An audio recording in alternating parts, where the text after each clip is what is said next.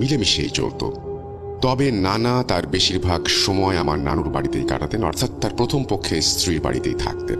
একটা সময় আমাদের কালীগঞ্জ উপজেলায় হিন্দু সম্প্রদায়ের অনেক লোকের বসবাস ছিল।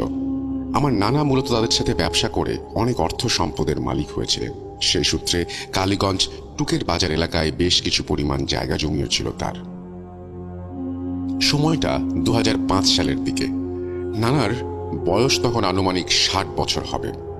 শেষ বয়সে এসে নানা যখন তার সম্পদের ভাগ বাটোয়ারা করে দিচ্ছিলেন, তখন তার দুটি বাড়ি দুজন স্ত্রীর নামে লিখে দেন এবং জায়গা জমি বিক্রি করে কিছু নগদ অর্থ দুই পরিবারের সন্তানদের জন্য দিয়ে দেন। আর টুকের বাজার এলাকায় ওনার যে জায়গা জমি ছিল তার পুরোটাই উনি নিজের প্রথম পক্ষের স্ত্রীর সন্তানদের নামে লিখে দেন। ভাগ বাটোয়ারা শেষে পরিমাপ করে দেখতে গেলে দুই পক্ষের কাছে এই সম্পদের পরিমাণটা ছিল অনেক। যদি কথায় বলি তাহলে দুই পুরুষ বসে খেলেও সেই সম্পদ ফুরানো কঠিন। এরপর সবকিছু বেশ ভালোই চলছিল। তবে হঠাৎই একদিন আমার নানার সাথে তার দ্বিতীয় পক্ষের স্ত্রী সন্তানদের কোনো একটা বিষয় নিয়ে মতের অমিল দেখা যায় এবং বাক বিতণ্ডার এক পর্যায়ে তাদের সাথে সম্পর্কে ভাঙন ধরে যায়। কিন্তু কেন এমনটা হলো বা হচ্ছে তা নিয়ে নানা আমাদের কখনো পরিষ্কারভাবে কিছু জানাননি। এরপর থেকে নানা আর কখনো ওই বাড়িতে ফিরে যাননি, আর ওনারাও নানার সাথে বা আমাদের সাথে কোনোভাবে যোগাযোগ করেন।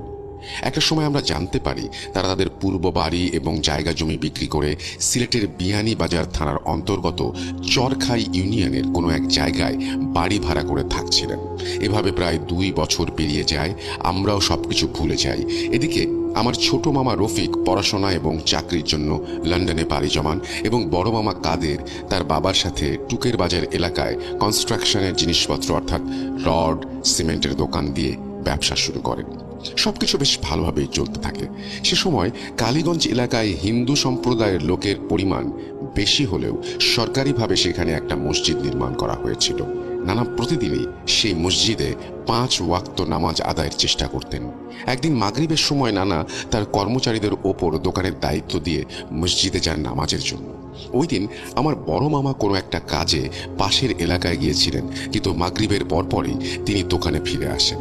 দোকানে এসে নানাকে দেখতে না পেয়ে কর্মচারীদের জিজ্ঞেস করলে তারা বলেন, মহাজন নামাজে গেছেন, আজ মসজিদে একটা মিলাদ আছে, তাই হয়তো দেরি হচ্ছে। কর্মচারীদের কথা শুনে মামা বলেন তার শরীরটা আজ একটু খারাপ, তাই তিনি বাড়ি ফিরে যাচ্ছেন। এশার নামাজের পর যেন তারা দোকান বন্ধ করে নানাকে বাড়ি পৌঁছে দিয়ে যায়। এই বলে মামা দোকান থেকে বাড়ি ফিরে আসেন। কিন্তু এশার সময় পেরিয়ে যায়, রাত বেড়ে